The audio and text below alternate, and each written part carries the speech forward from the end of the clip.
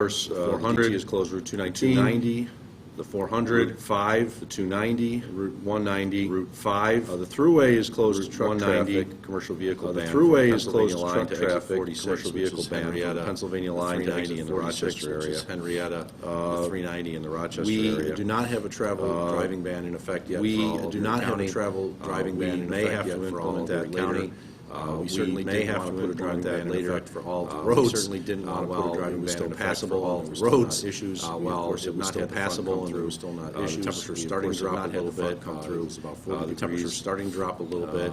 Half hour ago, now it seems to, according to half hour ago, dropped down to about 36 degrees. So the temperature is starting to drop down to about 36 degrees. We do expect that it will get to drop. Flash freeze in the next hour. We'll get to that or so. Flash freeze in the next hour from where it's raining to starting to have ice and snow. It's raining to have a flash freeze with ice and then snow. That has been basically flash freeze water over the last everything that has been 24 hours due to the rain. Water over the last. So we're entering a critical period in which we are going to see. So we're entering a critical period. The winds are not at the highest amount yet. The changeover. Significant. The winds are not at the highest amount yet. We have had some significant wind gusts and some minor tree damage down, but nothing that like we're expecting later today when we have the exceptional gusts that approach 70 miles per hour. So with that, I'll turn it over to our Commissioner of Public Works, William Gary, to kind of give an update on what they're seeing. Good morning. The Public Works teams have been in. We started shift change at about 4 a.m. this morning. We're in a 12-hour shift posture right now that'll roll us in 24-hour operations through the duration of the storm, and that is all the way through Monday and even into next week if needed. We are fully staffed. Our men and women that work in Public Works really answered the call on this, knowing that it is a holiday weekend, one of those coveted holidays too. But as public servants, this is our job, and this is what we need to do to make sure the roads are safe and clear for all law enforcement, emergency responders, as well as anybody with emergency travel. One thing to note, like the county executive said, we are starting to see the temperatures drop. We have about 35 plow trucks. They've been out on the roads putting that salt down. We've increased application rates to make the brine a little heavier than normal for the flash freeze that's coming. But we're already seeing in some parts of the southern half of the county, the rain has already changed over to a heavy wet snow, and we're anticipating a couple inches on the ground by noon today. So again, if you're just getting up and you look out, don't think it looks too bad or you're not hearing the wind howling. In probably the next hour, that is going to be a significant change, and the best thing you can do is stay off the roads, stay inside, give our crews time. I will set the expectation that there is going to come a point in time today, it's not maybe, but it's just when, we're probably going to have to pull trucks off the road, and we may have to pull them off for a significant amount of time. And that's not just us. I've talked with New York State DOT as well. We don't want any of our drivers put in harm's way if they can't see, and we expect visibility with these winds and blizzard conditions. You know, blizzard's 3 hours plus. We're looking at a 30-hour period with winds above blizzard conditions, so it could be some time. The worst part with the winds is obviously going to be the down power lines. Crews trying to get out to react to that, to energize or fix those lines, are probably not going to be able to till we get below 40 miles per hour on the winds, which may not be till Sunday morning. So this is going to be a long event. Hopefully everybody's stocked up during the week. Traffic does look light out there this morning, been out and about, so we'll do our best to give everybody updates, watch social media, and let us know also what you're seeing, and we'll take that information in. Thank you. Thank you, Commissioner. I have an update. The wind has really started to pick up in Cheektowaga, and it started to snow. So the temperature has dropped even more than what we just saw a few minutes ago. It's arrived. You can look outside our windows here at the Emergency Operations Center in Cheektowaga and realize that the changeover to the snow has occurred. The heavy winds have already started. You can see the trees and the light posts being rattled. So be careful out there. We are recommending no unnecessary travel. If we do need to implement a driving ban, we will. We certainly wanted to give individuals who may have been working the overnight shifts an opportunity to drive home. We know that there are some employers that don't ever shut down unless a driving ban is in place. Well, we have to do what's appropriate for the entire community. If it deteriorates further to the point where traffic is dangerous, we will then, of course, issue a driving ban. But for now, there's a no unnecessary travel advisory in effect for all of Erie County. I just wanted to note, we get, as most people know, we name our winter storms here in the Department of Public Works after local microbrews. and we happen to be up in the W's, which is perfect, because the winter storm, as named by the Department of Public Works, is Winter Storm Whiteout, IPA, from flying bison in Buffalo. So it just happened to work that it was perfect that we were in the right place to be in the W's, because I think we're going to get a lot of whiteouts as the blizzard takes hold.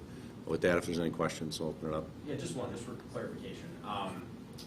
For the 90, for the throughway, right, that's only for truck traffic at the moment, or is that for all traffic? Understanding, the question was with regards to the travel ban on the thruway, is it for truck traffic or all traffic? My understanding, it is only for truck traffic, commercial vehicle.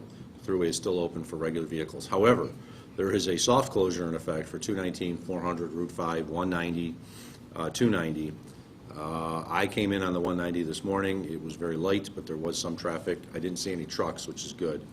But we're hopeful the trucks just stay away. The goal was to divert the trucks from the Pennsylvania line down Interstate 86 in Pennsylvania, so they would not try to go around the thruway ban and come up into our region. With Route 5 and Route 20 being closed, it's going to be almost impossible for them to do that. I'm fearful that they'll go into local roads. We've seen that before. I'm hopeful that they just divert down Interstate 86 and just go through the Southern Tier Expressway. In terms of flooding concerns, right, with Hoover Beach and Route 5 and everything like that, what's the, I guess, the general response in terms of attentiveness to certain areas first? The question was in regards to flooding concerns. Hoover Beach, areas of Route 5. We have flooding concerns because of this wind and the sage that will be created in Evans, in Hamburg, actually some parts of Buffalo, especially downtown area by the Buffalo River, Grand Island, Tonawanda, Niagara Falls. There wasn't a mandatory evacuation of the residents of Hoover Beach as of last night. That is the area that is expected to get the worst brunt of it. I saw that the prediction was that it will be 4 feet above flood stage in the Buffalo downtown area. That's a significant amount of water that will be coming into areas. Those that live on the waterfront may actually see water coming into their homes that have never seen it before. So we are concerned. We will send emergency personnel to remove individuals if they happen to be in a danger, if we can get them out there. We do not send emergency personnel if it's too dangerous for the emergency personnel to go out. But if we can, local law enforcement, local fire will send emergency personnel out. But we were warning everyone that if you're in a low-lying area, a flood-prone area, you should probably get out beforehand. Now's the time to do it, before you don't have much more options when the heavy snow comes, the blinding conditions, and making it almost impossible for our law enforcement and fire to respond. Is there any certain way that you prep the areas for impact? The question was, is there any certain way we've prepped the areas? There's really not so much prep. It's just removing individuals from Hoover Beach that are at the highest risk. There's really no way we can prep it. Work was done, of course, in the past in certain areas to create break wall protection, but there's nothing really that can be done in this late time. Okay? Oh, yes. One final thing. We have activated our special phone number, 716-858-SNOW, S-N-O-W, that can be called for non-life-threatening but serious concerns, such as dialysis patients, such as those that were supposed to receive cancer treatment. You can call 858-SNOW, and we will then we'll take the information and get back to you. So if somebody has a life-threatening issue, you call 911.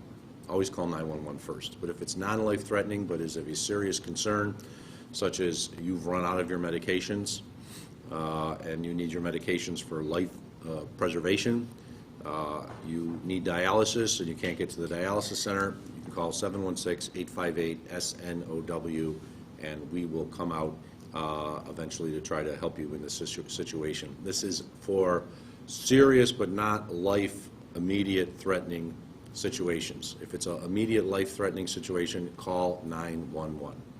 I just got one more. In terms of power outages, I know that's a big one too. Is there a certain point where you would say, okay, it's time to open up warming centers, or is that just kind of par for the course, like you just kind of have to wait and see? Question was with regards to power outages, will we open up warming centers? I know the city of Buffalo has opened up 2 warming centers that'll be open during the day. I believe it's Lincoln Community Center as well as the Hennepin Community Center.